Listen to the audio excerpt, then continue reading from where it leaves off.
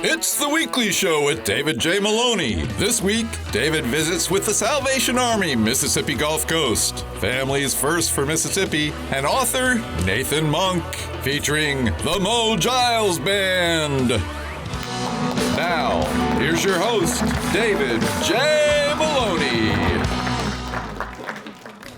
Welcome to everyone at home and here in our studio audience. To the weekly show. I am your host, David J. Maloney. To my right, our house band, the Mo Giles. So what's been going on in the news lately? Joe Biden's presidential campaign is now in full swing, but some are questioning his new campaign slogan, "Gee, your hair smells terrific." There is also now a worldwide shortage of helium. Economists say how this may affect the price of balloons will depend on the rate of inflation. According to a new study, the sperm of men who smoke marijuana don't swim as well as others, but they can hold their breath a lot longer. A new poll has recently revealed that 50% of Americans think the country is divided. The other 50% wholeheartedly disagree. If you've ever seen the weekly show before, keep watching. We typically feature one or more local guests who are doing something positive in the community, people who are either somebody that you already know or may want to know more about. And often we interview one big name guest. Tonight here in our studio, we have a slew of people trying to make the world a better place. We have the Mississippi Gulf Coast Salvation Army, the Mississippi chapter of Families First, and none other than author and homeless advocate, Mr. Nathan Monk. You don't want to miss that, so stay tuned.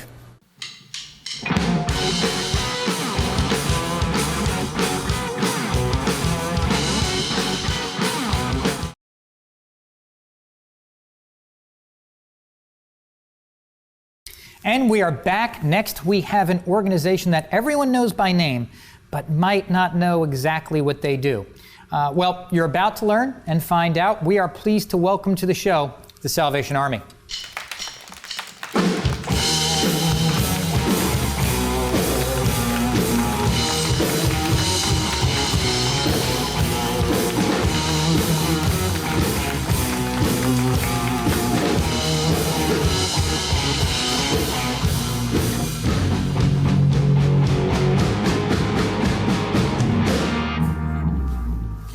So welcome to the show.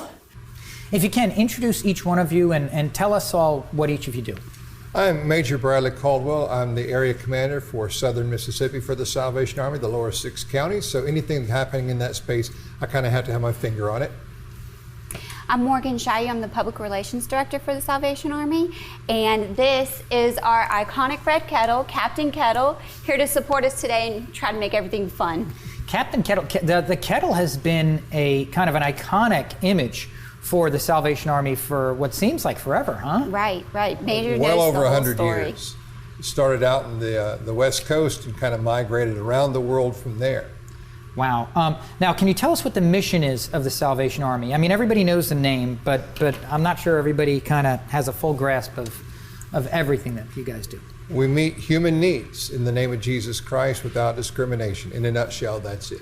Obviously, there are a broad number of ways we do that, but here on the coast, we feel like the heart of our Salvation Army right now is in our social services, and that's in Pascagoula and Gulfport for the moment, where we have we provide cold shelter nights in Gulfport when we have those evenings below 35 degrees. We have the Fresh and Clean program where a homeless and indigent can get their laundry done and have a shower 3 days a week, as well as the fellowship that precedes that, where they come in for coffee and donuts, but more importantly, for face-to-face fellowship.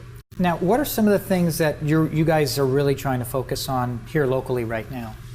In the near future, we hope to have 2 new impact service shelters built, one in Gulfport, one in Pascagoula, and we've been working on those for quite a long time, not trying to get them ready, but they will be efficiency apartments where clients will be dedicated to that apartment.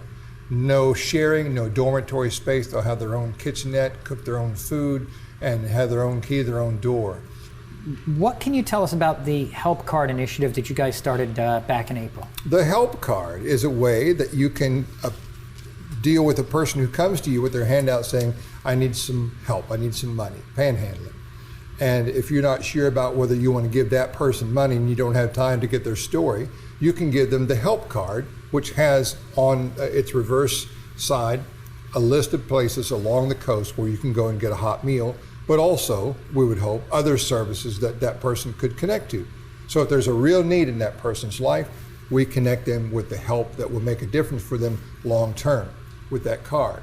And at the same time, a person doesn't have to worry about giving money to someone they're not sure about. The skepticism that sometimes people have when they see somebody that's homeless, because people that are homeless are faced often with certain prejudices or presumptions about their lifestyle, that whole, oh, well, they're just going to go buy liquor with it or something. Sure. That way, the donor, for lack of a better way of putting it, can make sure that their contribution makes it to what they really want that contribution to go for? That's the idea. We're not telling people don't give money. It's not an instruction on what to do or not to do. It's simply a way you can make a more informed decision. You can choose to help in a way that is actual help if that's what your desire is. Now, you've been doing it since April. Has it been effective? Are there any positive, cool stories that you can tell us from that? I haven't had any negative feedback. I can certainly say that. Nobody's come and said this is a bad idea. We've printed 10,000 cards in Biloxi and have another 10,000 that have been requested. So people are getting them in hand, feeling like it's a useful tool. And I haven't had a story where somebody got the card, went and got the help. But I know that that certainly is what we designed it for, and that's what we want to see happen, is people actually going and getting the better services. Now, Morgan, can you tell us about the Salvation Army's Croc Center for those of us who haven't heard about it? Absolutely. The Croc Center, there's actually several Croc Centers all along the United States, about 27, 28 of them. And the first one started in California with Ray and Joan Kroc. And that's why McDonald's. Of McDonald's. Got it. And that's why it's called the Croc Center. Mm-hmm. Now, I like to say that the Croc Center is a very fun part of the Salvation Army. And Joan Kroc actually visited in Biloxi before she passed away and chose that location in Biloxi off of Division Street, and said, I want there to be an indoor pool and art programs there. So that's, Joan Kroc gave money to the Salvation Army to build all these locations.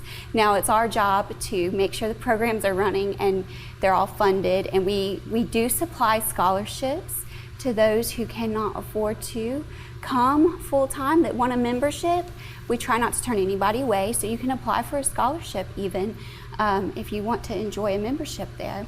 And there's a pool, indoor heated pool with a 2-story water slide. That's our biggest attraction. I say in the summertime we're a destination location.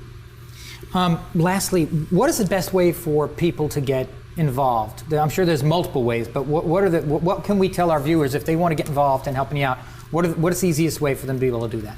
They can call up the Salvation Army. They can go on our website. You know, we have a Facebook page for each location, so there are multiple points of entry. They can connect and find out more and get in touch with us and share what they would like to do, and then we can take it from there. Thank you guys for coming out. Thank you. It's great to see you. Captain Kettle, I'd give you the high five, but you're way over there. Ladies and gentlemen, after the break, we are going to have Families First and author Nathan Monk.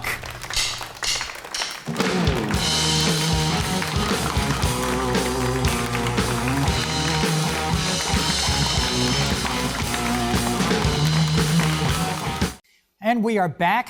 Next up is Kyle Nobles with an organization doing some really incredible and vital work here on the Gulf Coast.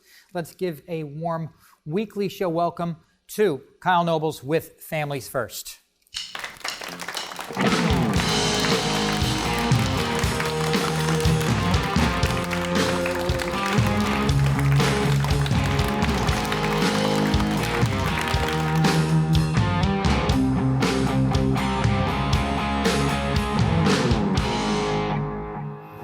So Kyle, before we dive right in, tell us a little bit about what you do and how you got involved with Families First. Okay, I'm a retired educator, so I work with Families First basically in one of our pillars, which is education and workforce development.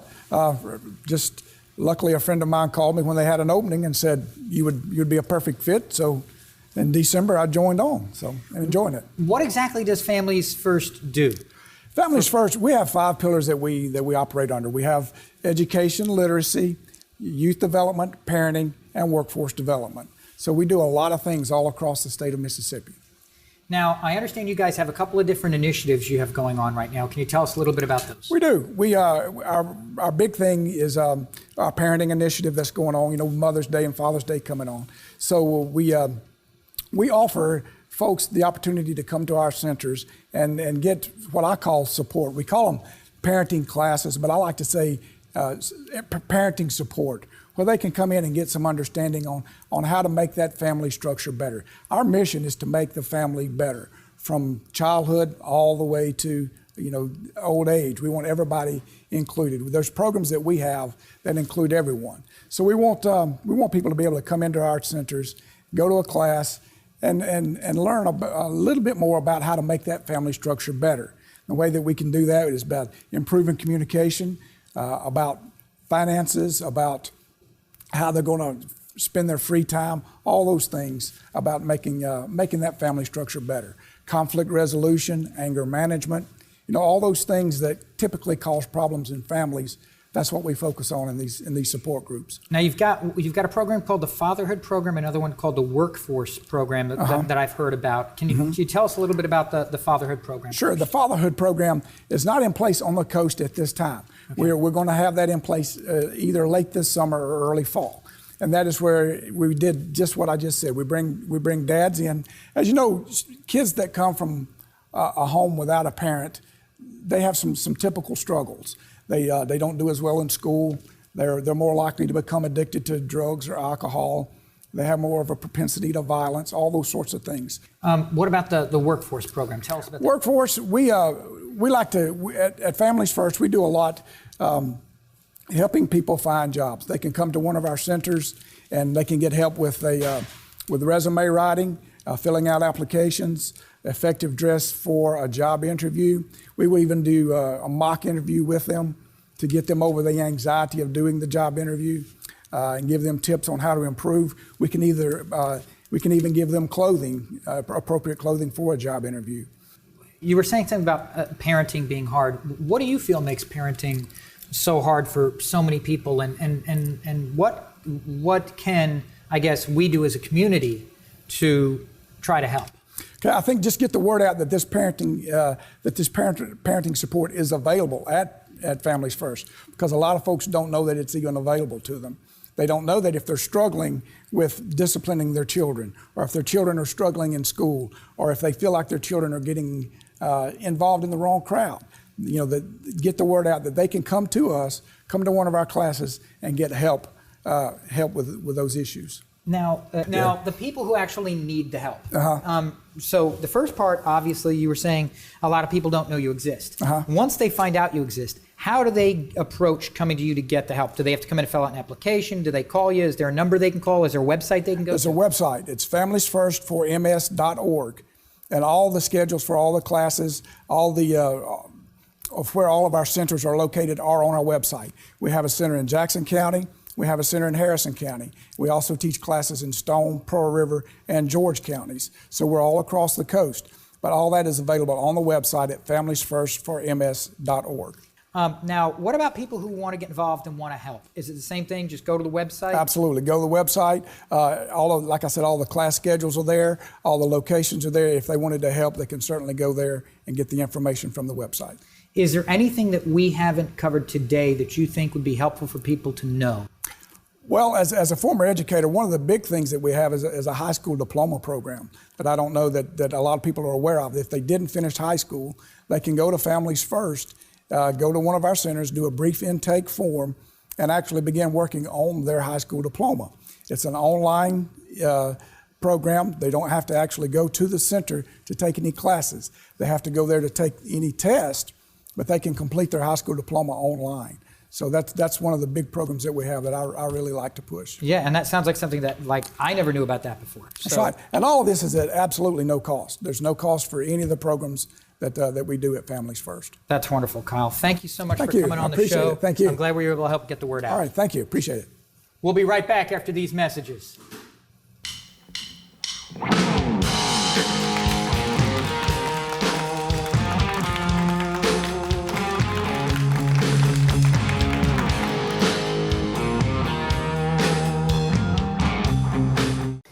we are back. Our final guest tonight is a truly unique individual.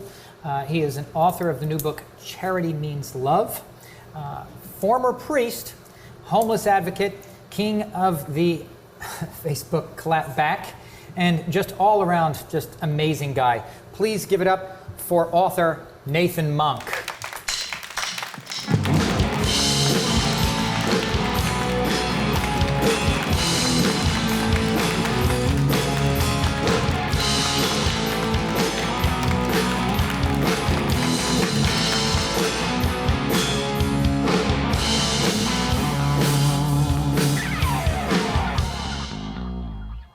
Nathan Monk, purveyor of vests. I don't think I've ever seen you without a vest on. I shower in the vest, to be honest with you. It just keeps everything legal, so. So we're here to talk about your current book, Charity Means Love, but you had a prior book, Chasing the Mouse. What was that about? So my family went through a period of poverty and then homelessness when I was a kid. So my dad, when we were growing up, when we were living, back and forth between living in vans and living in cars and living in motels and hotels, and there's a substantial difference between those two. And my dad sort of promised me and my siblings that once things got better, he would take us to Disney World. And that became sort of the litmus test for me and my siblings, that once we were invited to go on that family vacation, we knew that we were okay. And so years later, in my adult life, I was given the opportunity to run a shelter for families. And so I met a bunch of kids who went through a similar experience to mine. Maybe their experience was different. Maybe they grew up, that being their whole life. Maybe there were other advantages or disadvantages that they may have had. But there seemed to be this concurrent theme amongst all of us kids, that we sort of had this mythical belief in a fairy godmother that at some point somebody was going to come along, wave the magic wand, and everything was going to get better. And so I wrote that book to be sort of a telling of that story, really from the vantage point of what it feels like as a child, and then also looking back at that experience as an adult. Now, tell us about your new book, Charity Means Love.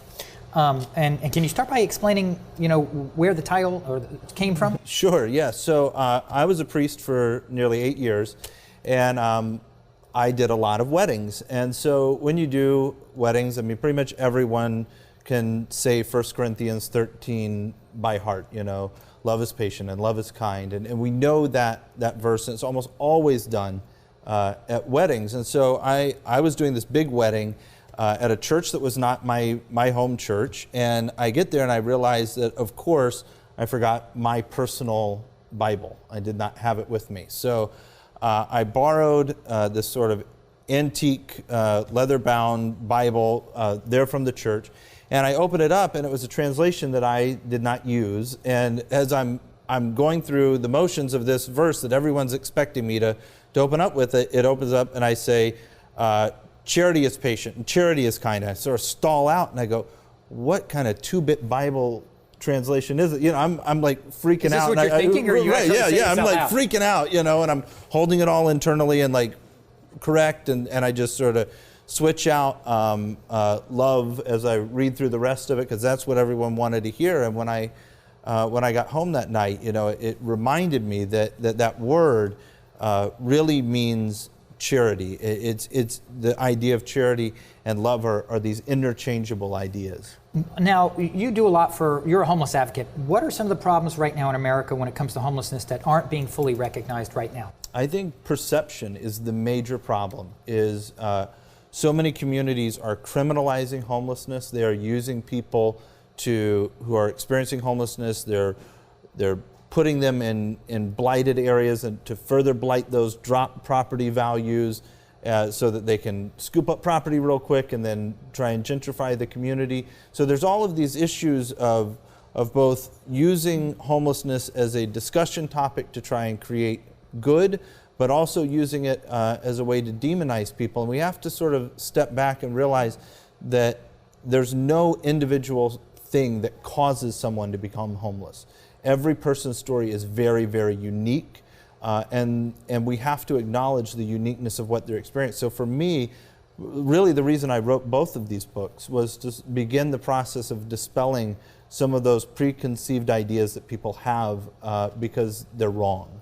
So right now I'm operating a program in Fort Walton Beach, which is called One Hopeful Place.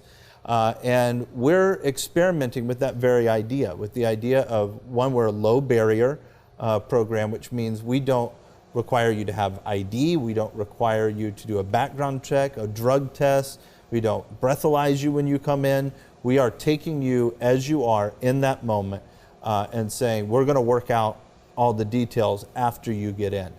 And so we just take you and we help you and we walk you through the process, but it's a partnership. Everything we do in the program is about standing next to the person, not dragging them along, not making them feel bad about where they're at. And so last year we had a huge success rate with that. We housed 81 individuals last year, and of that 81, 65% are no longer living on the streets of Okaloosa County because they were able to, through having someone, an organization come along and say, we're going to trust you with your own success. We're going to give you the keys to your own success. And then they get to walk out of that program not feeling like somebody else did it for them, but that they did this for themselves, and now they have those tools to move forward. That is fantastic. How if people want to get a hold of your book, sure, what are the best ways, or both books for that matter, yeah, what are the best ways for them to be able to, where can they find these books? So you can get it on Amazon, Barnes & Noble's, Books A Million, anywhere that books are sold, you can get both of them. They're both available in physical copies and in ebook. Thank you, Nathan, for being on the show and for everything that you do for everyone. Appreciate you. Thank you.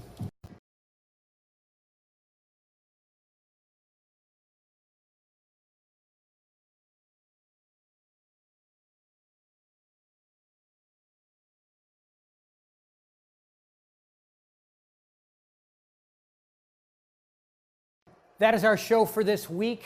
Please check out our website, www.weekly-show.com, so you can find out who's going to be on future shows and how you can become a member of our studio audience. Also, do not forget to check out the Mogiles website so you can get some of their fine merchandise and also find out where they're going to be playing near you in the upcoming weeks and months. Speaking of which, Mogiles, please take us home.